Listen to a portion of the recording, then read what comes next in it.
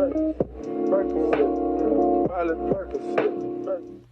guys, DJ Attack here, and we are currently at the mystery spot. Hello, I'm going to be your tour guide today. Have any of you been to the mystery spot before? Yeah. Oh, how long has it been for you? I don't know. Too long. 30 years probably. Okay, 30 years. Well, nothing has changed. So you're going to love it just as much as last They don't time. put that thing on the bumper anymore though, right? Oh, they certainly do. Oh, they still do? Okay. So, before we get started for real, I'm going to give you guys a bit of history behind our mystery. In 1939, a man named George Prather bought this land from a lumber company. At first, he only wanted this flat land down here at the bottom, which we have now turned into our ultra-luxury parking lot. Come on, I'll take that, thank you. But the lumber company actually refused to sell it to him unless he bought this hillside along with it. So that's exactly what he did. And he wanted to build himself a nice little summer home up there on the hillside. But when he mentioned that to the lumber company, they told him not to because every time they had tried to build something up there, it just slid right down to the bottom. So naturally, he ignored all of their warnings and built a cabin up there anyways, but we'll get there later. Now, it didn't take Mr. Prather very long before he realized that there are some strange things that happen here. First thing he noticed was that this hillside right here is much more difficult to climb up than it should be. Oh, come on, get excited! Right? Yeah! Fair enough. The next thing that he realized was that when he was on that hillside, his little magnetic compass would give incorrect readings by up to 180 degrees off, which means that when he was facing north, his compass would point south. And the last thing he realized was that these things all happened within one big circle about 150 feet across, which is why we call this place the Mystery Circle. Oh. You guys are in the right place, right? The Mystery Circle? No, of course, the mystery spot. So head-ish and your eye level's like at like her mouth, nose, right? So everybody remember that, how tall they are in comparison to each other. But you two, go ahead and switch places. All right. So now you're actually the taller one between the two of you. It looks like your eye level comes right about to her eyebrows, right? And yours is right around the bridge of her nose. Now what happened here is that you, when you crossed over the boundary line of the mystery spot, you shrunk a little bit. Now I apologize, but we do not offer height change refunds in the gift store. However, it's not permanent.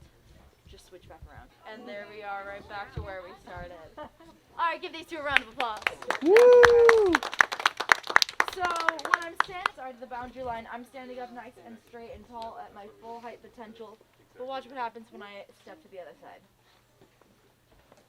You shrunk. I shrunk a little bit, right?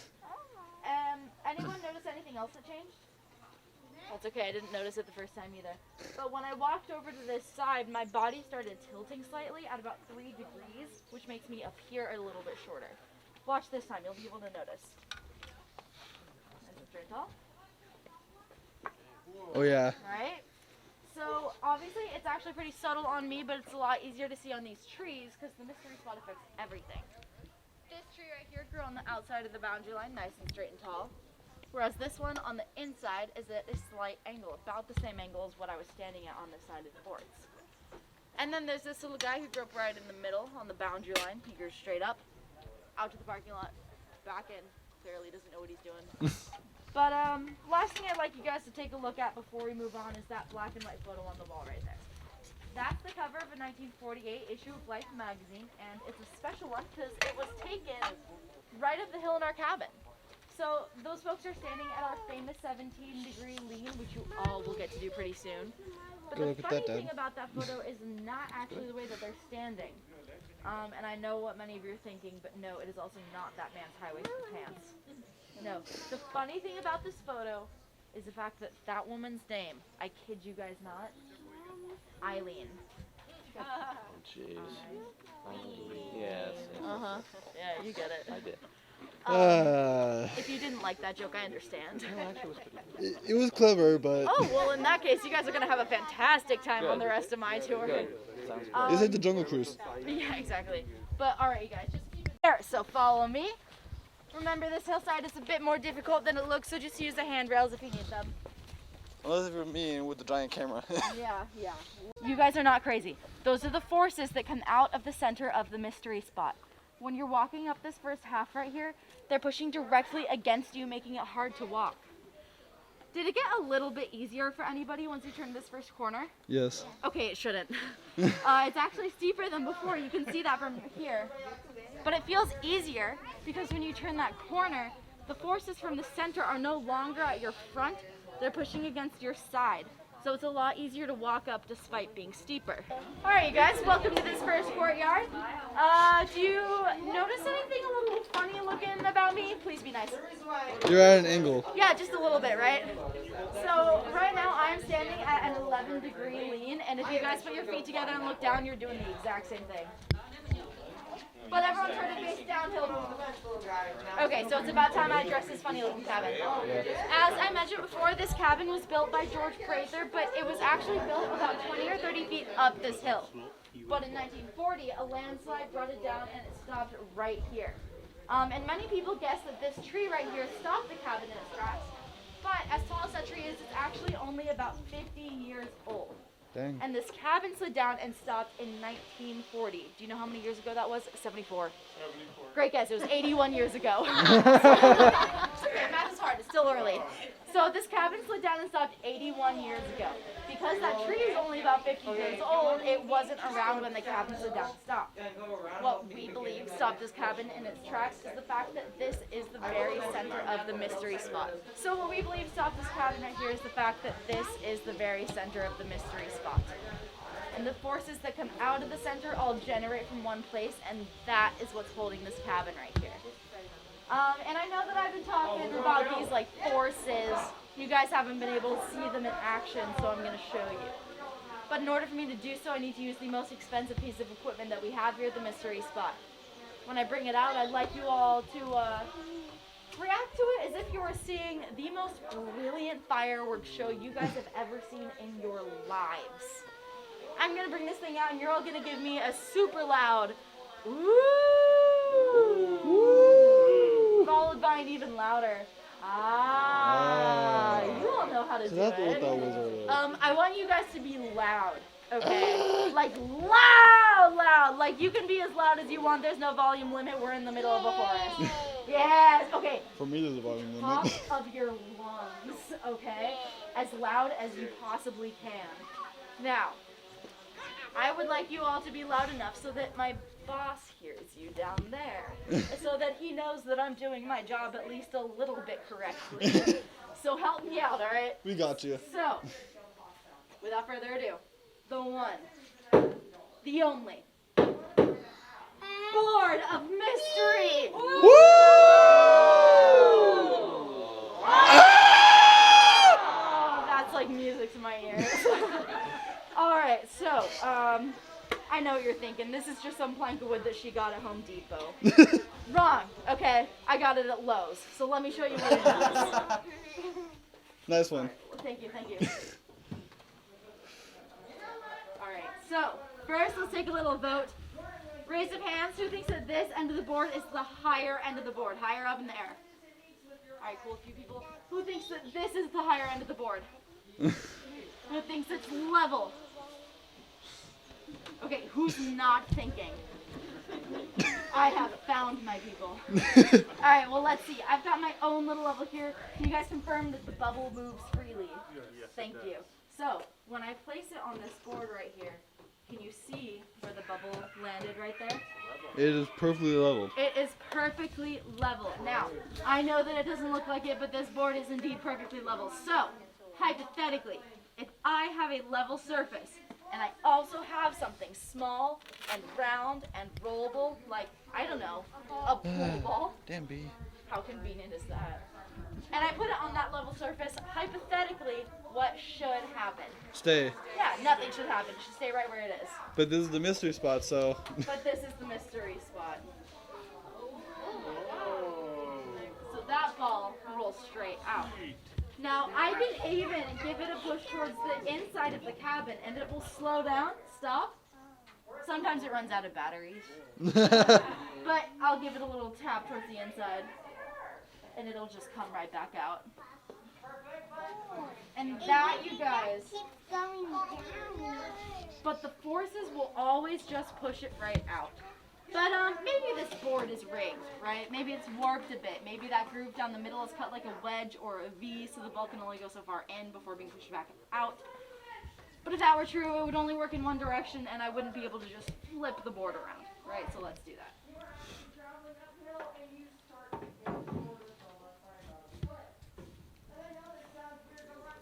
But still, it'll just reverse and come straight back out.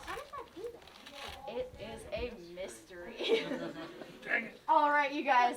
Everyone say bye, board of mystery. Bye, board of mystery. I don't know why, that's like my favorite thing to make people say. Alright, so we're about to head into the cabin, but before we do, I have demonstrations in both rooms of this cabin, okay? I need to get through both rooms of demonstrations before you guys can go off and try anything else. So let me show you all of these in both rooms, and then you guys can try everything out. The faster I get through them, the more time you'll have. And other than that, it's just hard to walk in here in general, so use the handrails if you need them, and follow me.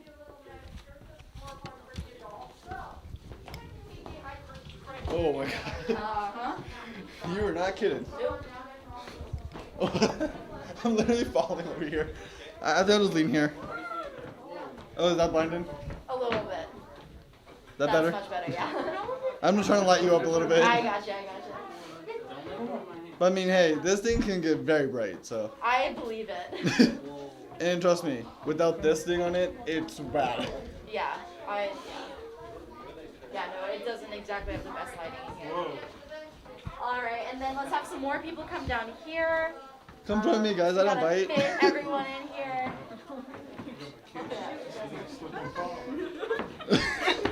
You guys okay? Watching people walk in here for the first time will never get old. Especially when you have a giant camera. Yeah. I love how she's doing Michael Jackson right now. Alright, so while we got the last few people coming in, welcome to the cabin. This table is a great place for photos because you can do the Titanic. You can do the Superman. Get creative with it. I love seeing the poses that people come up with. One very important thing about this table though. Do not jump off of it. Oh man. You are not going to land where you think you're going to land. You're going to end up under the table.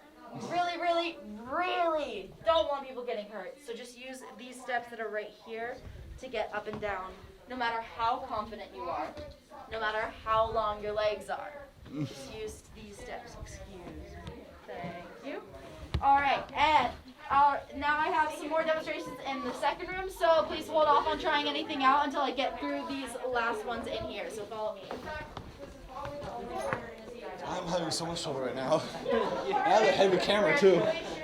You have grown several inches in height. You now Oh, I think I know what you're about to do. Yeah. I've seen this trick before. Is this too bright or is this good? Huh? Is this too bright or is this good? A little bit. I turned it down to 12. Better? Yeah. I don't want to blind you, so that's what I'm I got asking. you. That was already done. I feel that. I don't bite, guys. Don't worry. Don't worry. Not all redheads bite.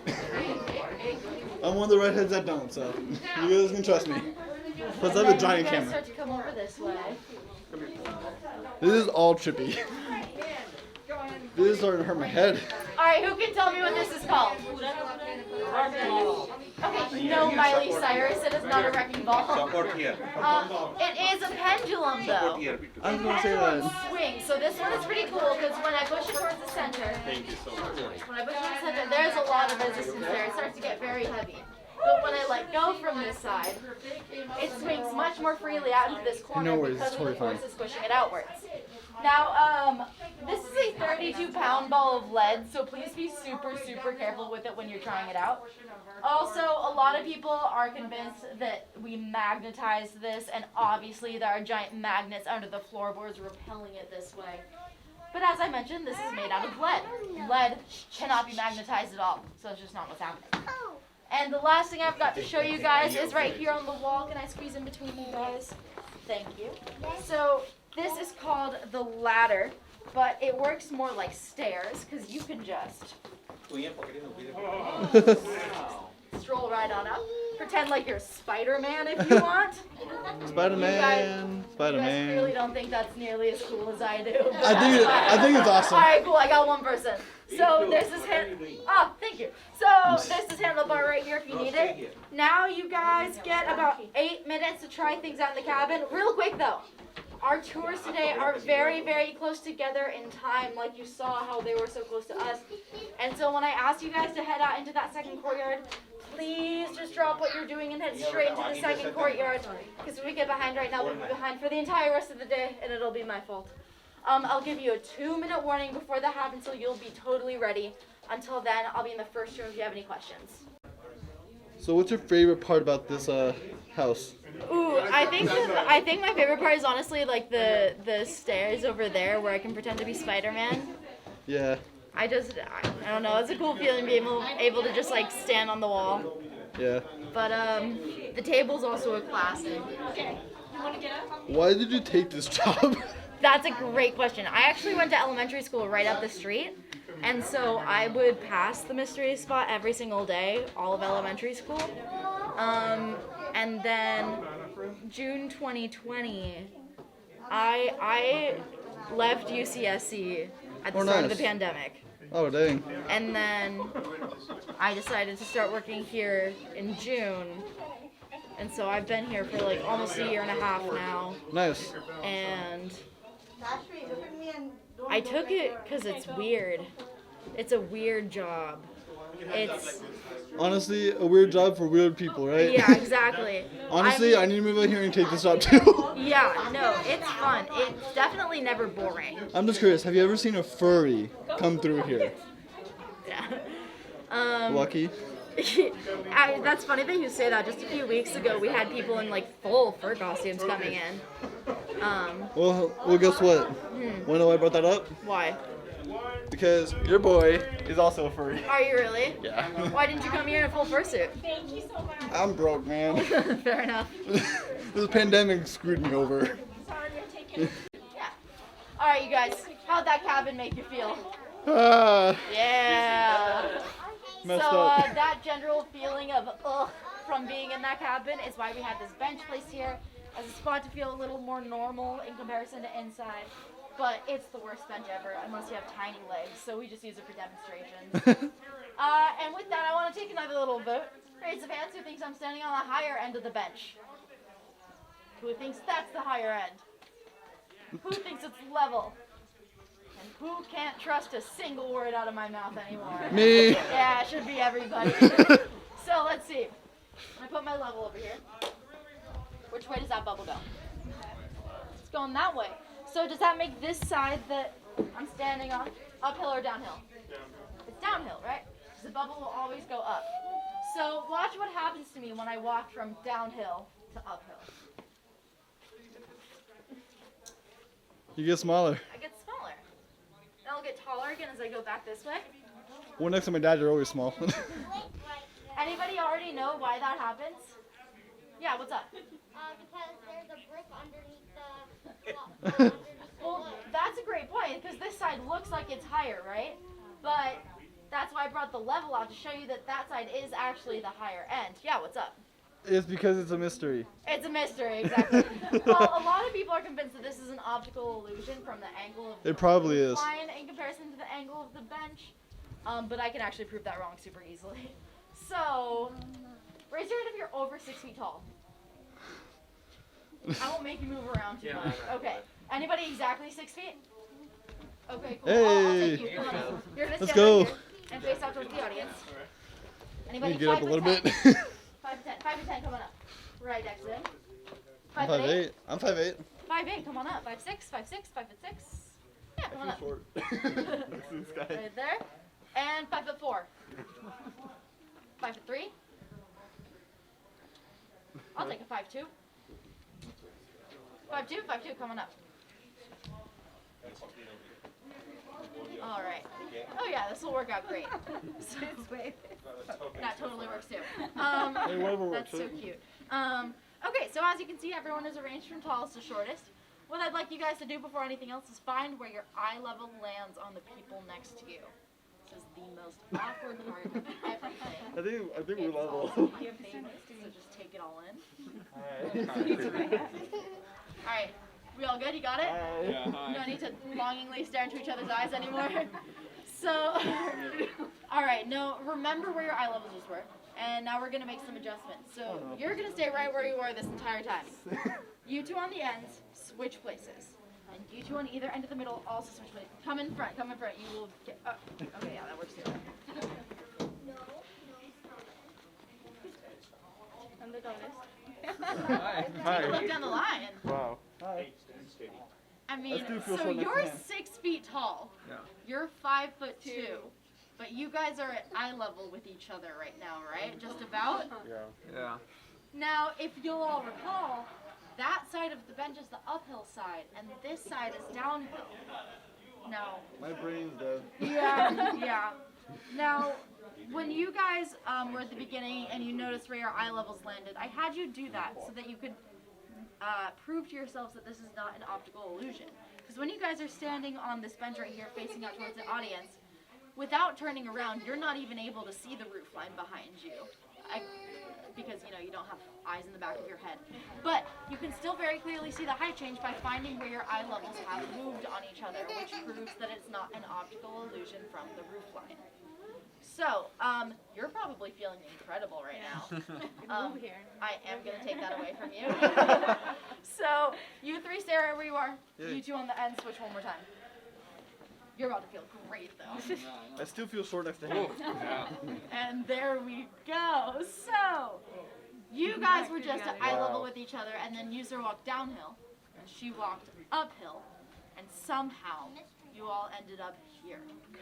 Well, technically we're downhill compared to them. Yeah, who knows what actually is going on.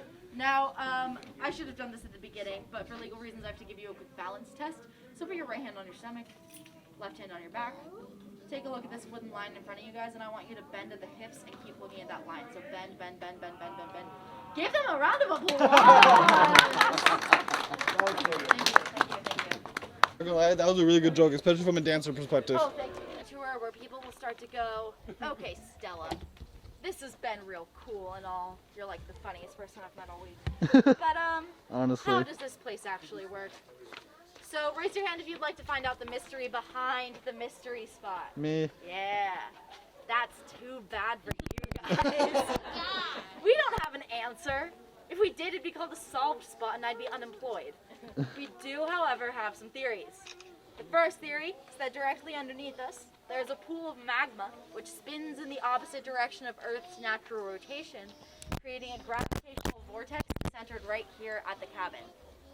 The second theory is that directly above us, there's a hole in the ozone layer of our atmosphere.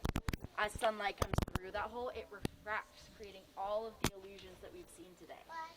Now, some people claim that they can see the hole from straight through the trees in this station only, especially on clear days like today.